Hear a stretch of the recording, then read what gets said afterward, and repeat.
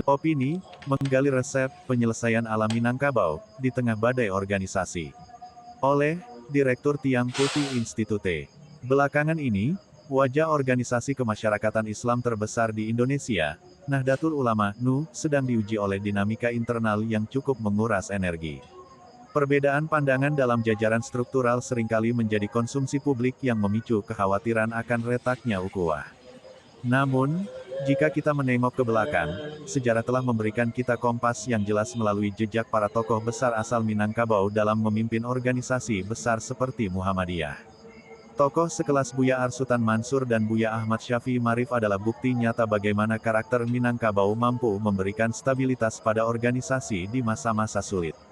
Arsutan Mansur dikenal dengan keluasannya merangkul faksi-faksi berbeda tanpa mengorbankan prinsip, sementara Buya Syafi'i Marif menjadikan organisasi sebagai tenda besar yang menaungi perbedaan. Keberhasilan mereka bukan sekadar kemenangan pribadi, melainkan keberhasilan gaya kepemimpinan yang berakar pada kearifan lokal.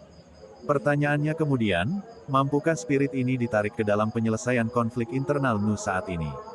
Disinilah relevansi penyelesaian alam Minangkabau menemukan panggungnya sebagai solusi alternatif. Falsafah Balapang-lapang sebagai solusi. Dalam tradisi Minangkabau, konflik tidak dipandang sebagai kehancuran, melainkan sebagai proses pendewasaan. Namun, ada batas tegas yang dijaga oleh filosofi, duduak surang basampik-sampik, duduak ramai balapang-lapang. Ketegangan organisasi seringkali terjadi karena ruang musyawarah yang menyempit atau tersentralisasi. Penyelesaian alam Minangkabau menawarkan tenda besar, musyawarah di mana setiap suara, baik dari Dewan Ulama maupun pelaksana kebijakan, didudukkan dalam porsi yang setara untuk mencari mufakat. Ini adalah model resolusi konflik yang mengedepankan dialog terbuka namun tetap dalam bingkai etika yang ketat. Raso Jopareso, menjaga marwah kepemimpinan. Salah satu akar konflik dalam organisasi besar seringkali adalah benturan antara aturan administratif dengan martabat kepemimpinan. Orang Minang memiliki kunci bernama Raso Jopareso. Raso empati dan etika, digunakan untuk menjaga kehormatan para pimpinan dan sesepuh organisasi. Pareso, logika dan aturan, digunakan untuk memastikan roda organisasi berjalan profesional sesuai konstitusi organisasi. Penyelesaian alam Minangkabau menuntut keduanya berjalan seiring. Tidak boleh ada keputusan administratif yang melukai marwah ulama, dan sebaliknya, tidak boleh ada kebijakan yang mengabaikan aturan hukum organisasi.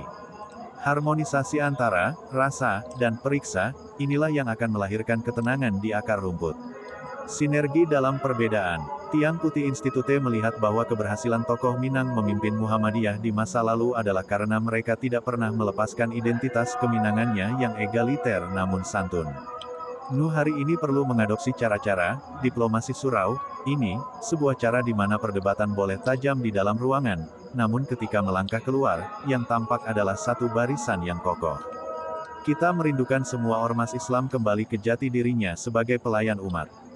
Fokus pada pembangunan karakter bangsa, pendidikan melalui yayasan-yayasan, dan pemberdayaan ekonomi masyarakat adalah tugas yang jauh lebih mulia daripada sekadar mempertahankan ego struktural. Sudah saatnya, penyelesaian alam Minangkabau, yang mengutamakan istilah, musyawarah mufakat, dan penghormatan terhadap marwah, menjadi referensi dalam menata kembali ukhuwah. Karena pada akhirnya, organisasi hanyalah wadah untuk berkhidmat kepada umat dan bangsa.